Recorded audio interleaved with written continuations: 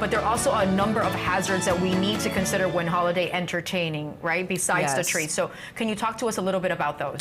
Besides the tree, when you're decorating, the same rules go. Make sure that your decorations, your garlands, anything that you're hanging up and draping the house with is more than 3 feet away from any kind of heat source. Test your smoke alarms because it takes a minute to test them and then you're sure they work. Make sure if you have guests over that they know your home escape plan, especially if they have small children. If something happens in the home, how do we get out? And then where do we meet afterward to account for everyone? Right. Especially with small children, it's incredibly important. Keeping children and pets away from candles, as we mentioned earlier, and as the Mayo Clinic mentioned earlier in their video, that's an incredibly important part because they're running around, we're all having a good time, we're enjoying each other, things happen. Right. I want to ask you as a paramedic, because I know that you are a paramedic as well, when you have kids, the Christmas tree ornaments, I don't know if this happens to you, Carla, but I know it happens to me. I mean, we're growing out of it finally.